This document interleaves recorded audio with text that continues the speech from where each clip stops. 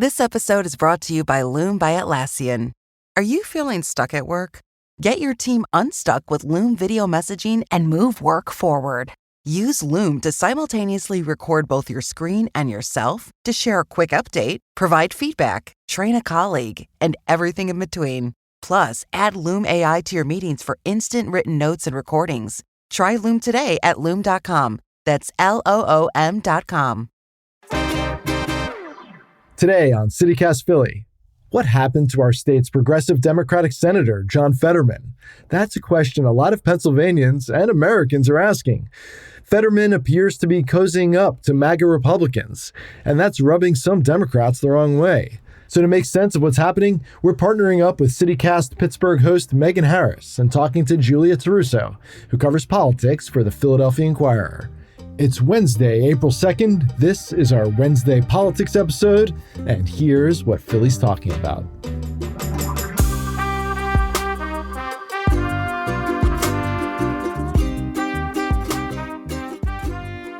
Hey, Megan. Hey, Julia. Thanks for being on both of our shows today. Hey. Hey, Matt. Julia, hi. Hi. So, Fetterman, let's start, I guess, at his Senate run because he's running for office and he has a stroke while he's campaigning. His recovery was such a big deal at the time, the use of assisted devices. He wins, and pretty quickly he's then hospitalized for depression. That's all back in 2022, 2023. I guess first, maybe just a health update. Julia, how is John doing right now?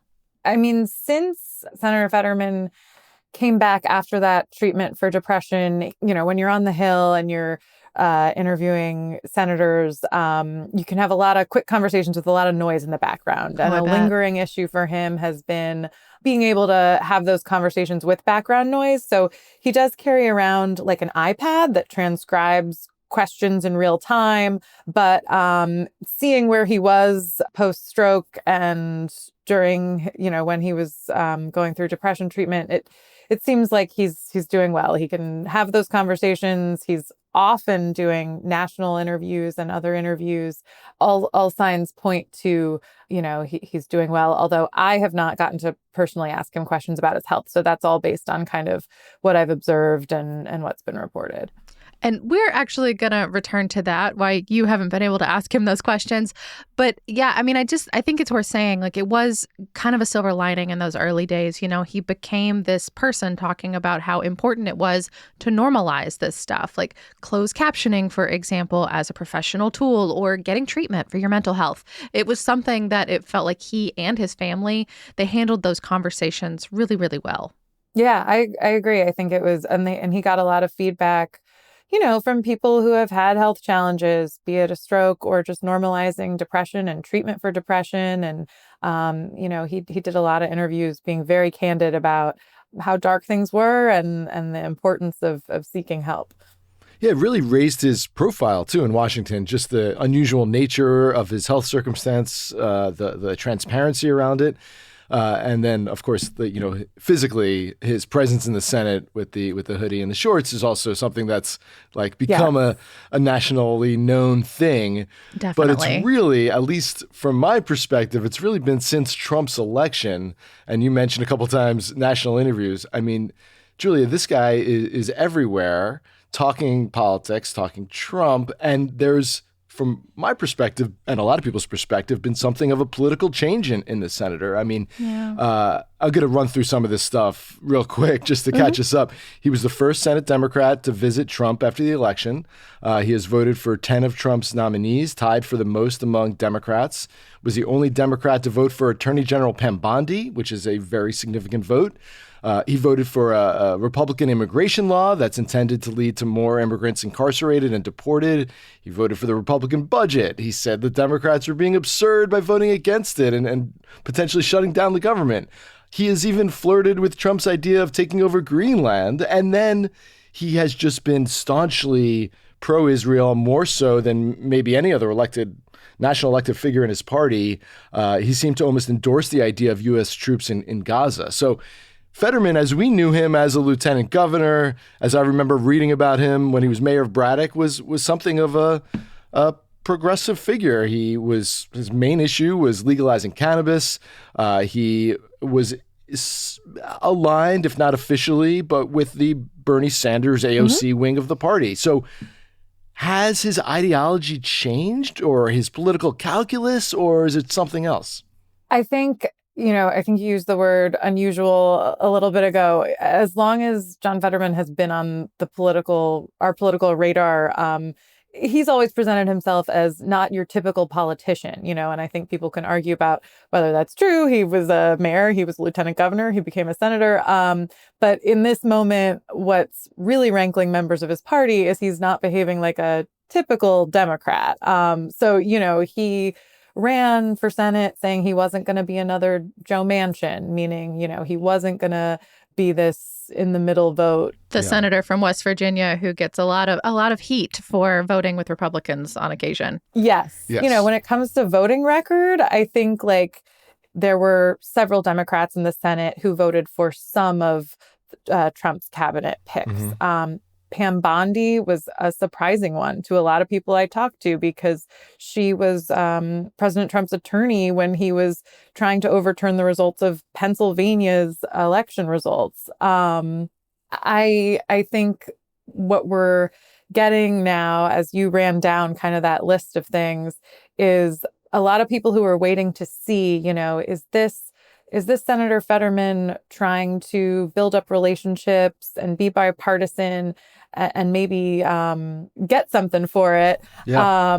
But I think what we're seeing is as less of that has happened and as more of these bullet points pile up, more critics starting to say, are you who you said you were going to be in the Senate? Yeah. And who the critics are has been interesting to see play out, especially here recently. Connor Lamb has been popping off about this. He was the former Democratic congressman who ran against Fetterman in the primary to become a senator. That was back in 2022. Lamb was painted at the time as being pretty moderate, maybe to his detriment. He's got that military background, definitely more soft-spoken than John. But now, over here at least, we're seeing people on the internet apologizing to Connor Lamb, saying things like, I feel duped. I regret not voting for you. I'm so sorry, bro. I swear, my bad. What has it been like for you, Julia, to see this swing so quickly, I think, just in the last 2 years? Yeah. And then, Connor Lamb kind of came into the conversation because he was defending the very progressive New York Congresswoman Alexandria Ocasio-Cortez after Senator Fetterman made fun of her for saying that the Democrats should have voted not to advance a bill and shut down the government. And she's since said she regrets supporting Fetterman too. And she's one of the Connor Lamb apology tour members.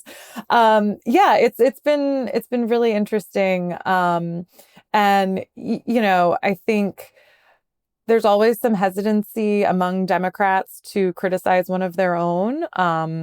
John Fetterman is now the senior senator for Pennsylvania. Which is wild after 18 years with Bob Casey, that the senior member has 2 years on his next in line. Yes.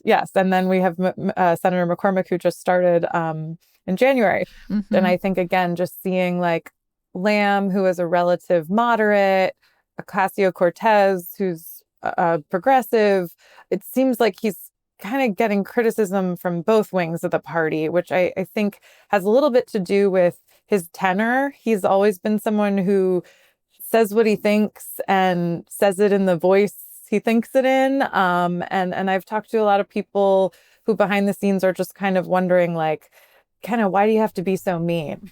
Yeah. Sometimes it's how he ratchets it up to 100 and is just such a outspoken critic of his own party in a moment when Democrats are trying to figure out what their next move is going to be. And you interviewed Connor Lamb for a story in the last week or so, right? And that appeared to have gotten a lot of attention. Washington is, in the political world, is really preoccupied with this Fetterman situation. Yeah, I think a clear question always is Twitter and Washington preoccupied? Yes. Are actual voters on the ground, feeling frustrated or any sort of way about about Senator Fetterman. I mean, when you look at polling, voters like bipartisanship. They want Washington to work. They want people to work together. But it's also a moment when I think a lot of Democrats are frustrated with how the party's responding to Trump, and Fetterman is like from their perspective, enemy number one when it comes to that, or not being forceful enough. I mean, is some of that just like branding on Fetterman's part? Like, does he just like to be contrarian? Because like that is kind of what we experienced over in Western Pennsylvania for a while. And he's a little quick-tempered, but he was also softened in a variety of ways by the folks around him, certainly by his wife, Giselle, who founded a nonprofit here. I mean, is it a good thing for him, I guess, from his perspective, to become off this way? Or is it like, is all attention good attention? That's a great question. I think judging by the number of conversations he wants to be in and the number of, national interviews he's doing, he wants to be part of every conversation, and he thinks it's a good thing. And that's totally true that, his brand has always been kind of bold, brash, tell it like it is. And Democrats have looked to him as someone who can help them do better with working class voters, with rural voters, with voters who they're losing right now. So I think there is definitely part of it where it's his brand, and he's never held back, and why start now?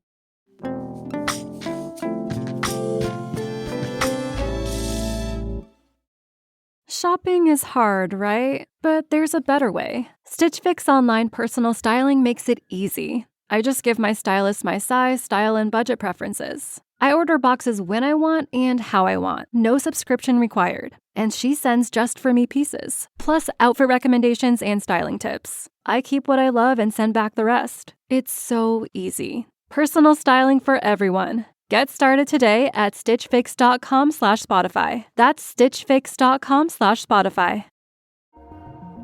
Experience a progressive lens engineered with AI from Essilor, powered by individual measurements of your visual behavior. A lens personalized to you by an Essilor expert. Discover Verilux XR Track and enjoy instantly sharp vision in motion and seamless transitions from near to far. Find your local Essilor expert today at Essilor.com. I'm starting to wonder if there's, though, a bit of more of a show horse situation here than a workhorse. So when you're down in Washington, because you go often down there to cover the local delegation, and you see the senator walking around in shorts and hoodies, what happens when you roll up to talk to him? Because you had tweeted he'd stopped granting interviews to the Inquirer, the largest paper in his state, even though he gives all these national interviews all the time. And then, so he's not talking to you. And then at the same time, he's apparently missed a lot of votes, more than any other senator or congressional representative from our area in Philly. And he's not spent a lot of time in Pennsylvania either. So tell me about your access to him and what that might indicate about how much he's really paying attention to what's happening locally and what people are feeling and thinking locally, as opposed to, the CNN cameras. Yeah, I've requested interviews with him for over a year, and have not been granted one. Do they answer the emails? Like, do they tell you no in a polite way, or do they just let it dangle? That's a great reporter question. I am so curious. It tells you a lot about their office. It does. And if they're going to do it to a reporter, how they might treat a constituent. I think it matters a lot for the public. I do not get answers, period. Look, I'm one reporter of many. He has done interviews with some other Pennsylvania publications, but he's certainly not doing them frequently. And I think more to the point is the amount of time he spends in Pennsylvania, at least doing public events, meeting with constituents. I mean, if you remove a couple visits during the presidential election, I can't recall a constituent trip that the senator has done to Philadelphia. We were struggling to remember a recent one from Pittsburgh either. And I think that's something that his constituents who watch him closely are picking up on and are frustrated about. And it's why, sort of in the same vein that voters are protesting Republicans right now for not doing town halls. They're lumping Senator Fetterman into that too, because they feel like he's not been very present. And yes, he does have he has missed a lot of votes. I will say, if you look at kind of like the major votes, the ones where he could have decided it, he's been at those, but there still have been more that he's missed than any other senator. But you got to go vote. Like, that's part of the whole democratic process. It just frustrates me. I mean, how important do you think, Julia, political spouses are in this moment, too? John's wife, Giselle, she's been such a visible part of his political career. She's founded nonprofits. She's so warm. She's been very likable. She's an immigrant, a former DACA kid. And that story is something that they both used over and over and over across his campaigns. And now he's pushing a different agenda, and she's gone quiet on social media, which people have noticed, at least over here in Pittsburgh. She posted something recently about how much she hates politics, but the comments are turned off. And I mean, some of it, I've talked to folks that are just like, well, you didn't hate politics when it benefited you. But now that it doesn't, or at least there's more scrutiny attached, like, what's going on? Like, I think the question is, like, Pittsburgh at least extended John a lot of grace because of Giselle. And now people are wondering if this is just who they've always, both of them, been behind the scenes. That's a big question. It is. I keep seeing it posted in different ways. Yeah. Because she's so linked to his brand over here. Right. Yeah, and this is going back probably a year now, but when she started volunteering for a fire company near she's a where volunteer she lives. She's a volunteer firefighter. And I did a profile on her, and I spent some time with her, and her disinterest in politics did seem somewhat genuine to me. She seemed like she had all these the pantry you mentioned, and the free store over in Braddock. And I mean, but even their romance, like, you know, she would post about how much they like each other, and this whole series of photos across her social going back like literally a decade, where she cuts off his head because he's so tall, and she wants to include her shoes in the picture. There's none of that stuff anymore. Giselle has definitely been absent on social media, but I will say the one public appearance that Fetterman has made in Pennsylvania was the farm show, and she accompanied him to that. Who can resist a butter sculpture? True. Regardless of party lines, yes.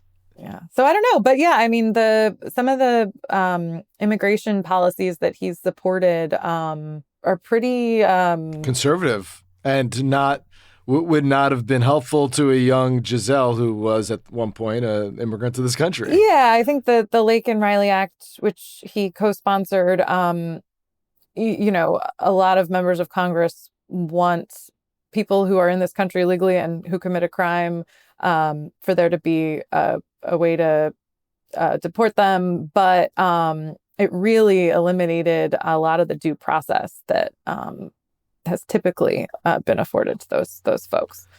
I got one last thing for you, Julia. When I was like researching this show, I was reminded that Fetterman once sold T-shirts that read "Trump is a jagoff," which I also learned is a Pittsburgh term. It is. It can be a term of endearment, and it can also be a profanity, depending on who is hurling it and in what context. Well, in that context, it seemed like it was a profanity. This was several years ago. And now he's not calling him a jackoff, and he's posting on Truth Social, on Trump's social media outlet. Fetterman is posting on there. So, I mean, can we do some psychoanalysis? I know you're not going to be game for this, but do you think Fetterman, if we gave him truth serum, if we were like, dude, do you think Trump is still a jagoff? Am I saying it right? Yeah, Megan? You're doing great. Okay, you just gotta do it with confidence. Like, really embody that Philly spirit. Got it. I think he probably still would, but I think he and we didn't really get into this, but he's sort of presented himself as like a pragmatist. Like, Trump's in charge, Republicans are in charge. He keeps telling Democrats to stop panicking and to find a way to exist in this political world that they're in. The problem with that has been, I think, the sort of shrug approach he's taken has really not landed for a lot of Democrats who are panicking, who are worried, who want to see more from the folks they put in office. And yeah, who maybe want to see a little name calling that harkens back to those T-shirts. Mm-hmm. Thanks for your reporting and coming on both of our shows, Julia. I appreciate it. Yeah, thanks, Julia. Thank you.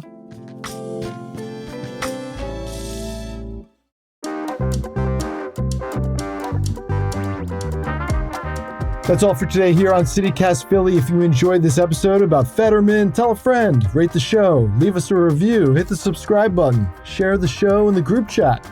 Be sure to sign up for our morning newsletter, Hey Philly, to learn more about what else Philly's talking about. Link to that in the show notes. And we'll be back tomorrow morning with more news from around the city. So long.